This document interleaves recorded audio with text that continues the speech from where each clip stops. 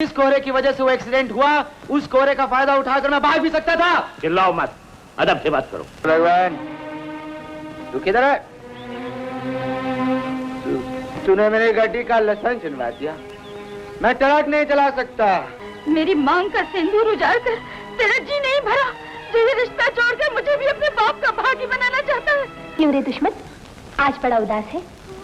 तू भी मुझे दुश्मन कहने लगी।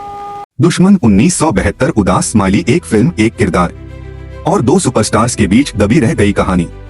कभी कभी फिल्मों की सबसे बड़ी कहानियां पर्दे पर नहीं, पर्दे के पीछे जन्म लेती हैं। और आज हम बात करने वाले हैं एक ऐसी ही फिल्म की जिसका नाम था दुश्मन। लेकिन ये सिर्फ एक फिल्म नहीं थी, ये एक ऐसा मोड़ था जहां से हिंदी सिनेमा के दो रास्ते अलग अलग हो गए। पहला अध्याय जब कहानी ही भारी थी। सन 1972 हिंदी सिनेमा रंगीन सपनों से भरा हुआ था, लेकिन दुश्मन उन सपनों को तोड़ने आई थी। ये कहानी थी अपराध के बाद की जिंदगी की, सजा के बाद की सजा की। निर्माता जानते थे ये फिल्म हर हीरो के बस की नहीं। दूसरा अध्याय धर्मेंद्र, पहली परछाई। फिल्मी इतिहास में एक बात अक्सर दोहराई जाती है, दुश्मन के लिए पहला नाम लिया गया था धर्मेंद्र का। उस दौर के धर्मेंद्र सिर्फ एक्शन हीरो नहीं थे, वो संवेदना के अभिनेता थे। बताया जाता है कि कहानी सुनते वक्त धर्मेंद्र खामोश हो गए थे। ये किरदार उन्हें अंदर तक छू गया था। तीसरा अध्याय एक ऐसा रोल जो धर्मेंद्र को बदल सकता था।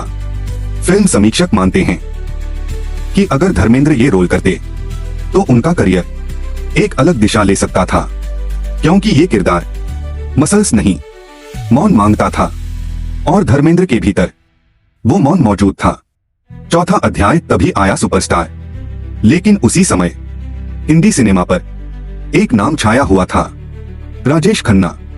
सुपरस्टार, निर्माताओं का भरोसा, बॉक्स ऑफिस की गारंटी।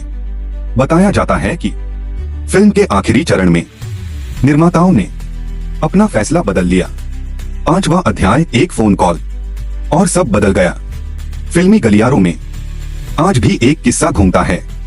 कहा जाता है कि धर्मेंद्र को यह बदलाव बहुत देर से पता चला। ना कोई मीटिंग, ना खुली बातचीत, बस एक किरदार हाथ से फिसल गया। छठा अध्याय धर्मेंद्र की खामोश नाराजगी।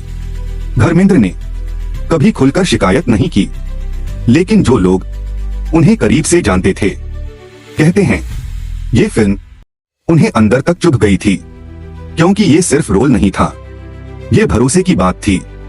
सातवां अध्याय दुश्मन नाम यूं ही नहीं पड़ा। कई लोग कहते हैं इस फिल्म का नाम हकीकत में बहुत कुछ कह गया, क्योंकि यहाँ कोई खुला दुश्मन नहीं था, बस फैसले थे और उनसे उपजा दर्द। आठवां अध्याय राजेश खन्ना की सबसे कठिन परीक्षा। राजेश खन्ना के लिए ये फिल्म जोखिम थी। सुपरस्टार छवि छोड़कर एक कमजोर इंसान बनना। बताया जाता है कि वो इस रोल को लेकर बेहद गंभीर थे। शायद वो जानते थे कि ये रोल किसी और का भी हो सकता था। नौवां अध्याय मीना कुमारी, असली पीड़ा। मीना कुमारी की अपनी जिंदगी भी किसी फिल्म से कम नहीं थी। सेट पर उनकी चुप्पी अक्सर डर पैदा कर देती थी। लोग कहते हैं वो अभिनय नहीं कर रही थीं, वो बस जी रही थीं। 10वां अध्याय मुमताज, सुकून की आखिरी किरण। मुमताज इस फिल्म में उम्मीद का चेहरा थी, लेकिन उनके चेहरे की मुस्कान भी पूरी नहीं थी। ये फिल्म किसी को पूरी खुशी नहीं देती। 11वां अध्याय सेट पर धर्मेंद्र की गैर मौजूदगी। कई तकनीशियन बताते हैं सेट पर कभी कभी धर्मेंद्र का जिक्र खामोशी ला देता था, क्योंकि सब जानते थे ये रोल कभी उनका था। 12वां अध्याय रिलीज और चुप्पी। फिल्म रिलीज हुई, ताली भी बजी, आलोचना भी हुई, लेकिन कहीं एक चुप्पी भी थी। एक ऐसा सवाल, अगर धर्मेंद्र होते तो। 13वां अध्याय वक्त का फैसला। वक्त बीत गया, राजेश खन्ना इतिहास बन गए, धर्मेंद्र भी सुपरस्टार बने रहे, लेकिन दुश्मन हमेशा दो नामों के बीच अटकी रही। 14वां अध्याय असली दुश्मन। इस कहानी का असली दुश्मन कोई इंसान नहीं था, वो था फिल्मी राजनीति। अहम और खामोश फैसले। 15वां अध्याय, आज क्यों जरूरी है ये कहानी।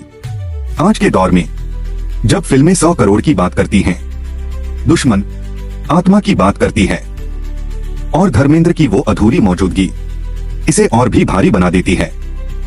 कभी कभी जो नहीं हुआ वही सबसे ज्यादा याद रहता है। राजेश खन्ना ने जो किया वो इतिहास है, धर्मेंद्र ने जो नहीं किया वो रहस्य है, और दुश्मन इन्हीं दोनों के बीच हमेशा जिंदा रहेगी। दोस्तों, अब आपकी बारी है।